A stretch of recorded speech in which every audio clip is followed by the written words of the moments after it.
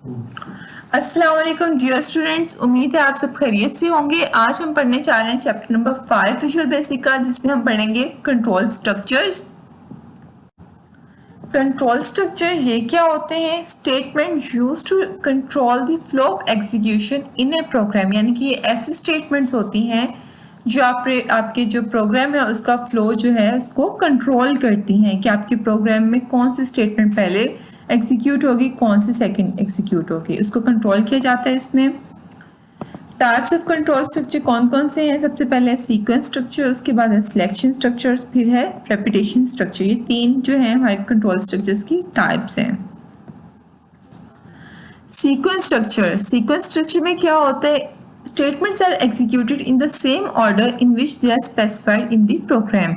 इसमें स्टेटमेंट्स जो है पूरे सीक्वेंस में एग्जीक्यूट होती हैं, जिस तरह लिखी गई हैं उसी तरह वन बाय वन जो है वो एग्जीक्यूट होती हैं। The control flows from one statement to another in logical sequence. Logical sequence में कंट्रोल जो है आपकी वन स्टेटमेंट से दूसरी स्टेटमेंट में फ्लो करता है। All statements are executed exactly once. सारी स्टेटमेंट्स जो है सिर्फ एक ही मरतबा एग्जीक्यूट होती है, कोई भी स्टेटमेंट जो है वो मल्टीपल टाइम्स एग्जीक्यूट नहीं होती। It means no statement is skipped and no statement is executed more than once. इसमें कोई भी स्टेटमेंट जो है वो स्किप नहीं होती, यानी कि ऐसा नहीं हो सकता कि कोई स्टेटमेंट आपकी एग्जीक्यूट होने के बगैर रह जाए और कोई भी एक से ज्यादा मरतबा एग्जीक्यूट नहीं होती। ये डायग्राम जो है ये सीक्वेंशियल स्टेटमेंट को एक्सप्लेन कर रही है। सबसे पहले स्टेटमेंट 1 एग्जीक्यूट हुई है, फिर सेकंड, फिर थर्ड और फिर फोर्थ एंड सो ऑन। अगर जितनी भी आगे स्टेटमेंट्स हैं वो सीक्वेंस में जो है वो एग्जीक्यूट होंगी। एग्जाम्पल देखते हैं इसकी। आप सपोज करें कि हमारे पास एक प्रोग्राम है जिसमें 2 नंबर्स इनपुट लेने हैं और एवरेज डिस्प्ले करना है। तो उसका सीक्वेंस कैसे होगा? सबसे पहले जो प्रोग्राम है दोनों नंबर्स को इनपुट लेने के लिए 2 स्टेटमेंट लिखी जाएंगी, फिर उसका थर्ड स्टेटमेंट में उसका एवरेज जो है वो कैलकुलेट होगा, फोर्थ में उसको डिस्प्ले करते जाएगा। यानी कि सारा काम सीक्वेंस में होगा। ऐसे नहीं हो सकता कि हम सबसे पहले उसे जो है डिस्प्ले कर दें एवरेज और बाद में उसको कैलकुलेशन करें और लास्ट में यूजर से इनपुट लें, क्योंकि ये सारा काम जो है वो सीक्वेंस में होने वाला है, तो ये सीक्वेंस में ही होगा। उसके बाद आता है सिलेक्शन स्ट्रक्चर। सिलेक्शन स्ट्रक्चर में क्या होता है?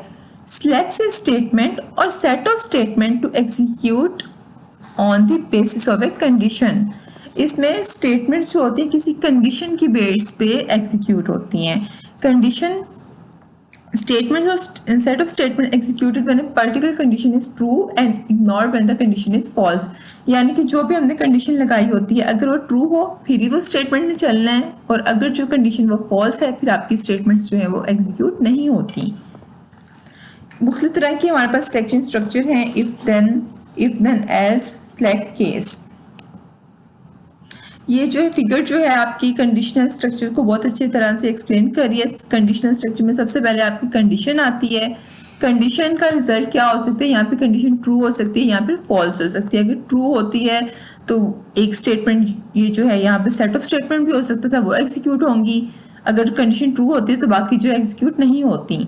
अगर फॉल्स होती है तो ये वाली एग्जीक्यूट होगी और ट्रू वाली जो है वो एग्जीक्यूट नहीं होगी। एट ए टाइम ट्रू वाली एग्जीक्यूट होगी या फॉल्स वाली एग्जीक्यूट होगी, यानी कि कोई ना कोई पार्ट ऐसा होगा जो स्किप होगा।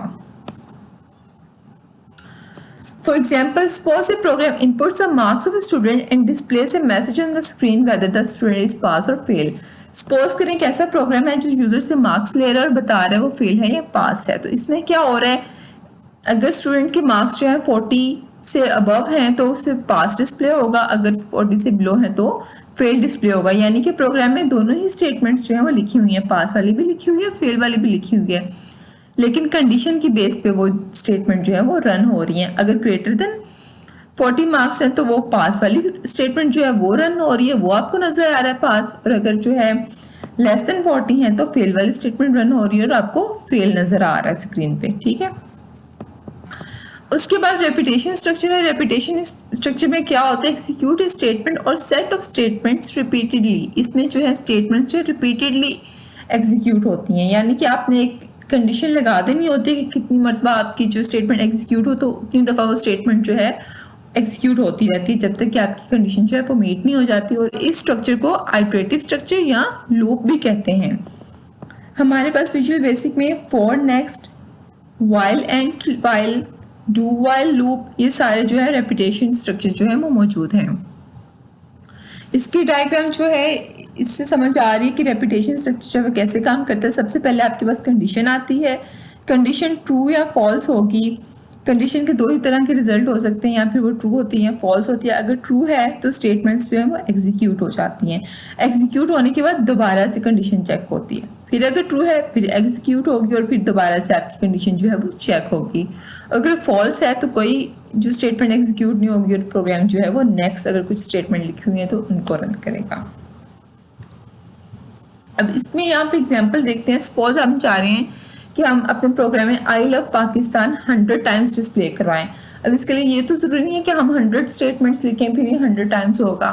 तो इसके लिए रेपिटेशन स्ट्रक्चर हम यूज करेंगे और स्टेटमेंट को स्ट्रक्चर में लिखेंगे और एक ही दफा स्टेटमेंट लिखने से ये 100 टाइम भी डिस्प्ले हो सकता है रेपिटेशन स्ट्रक्चर के थ्रू।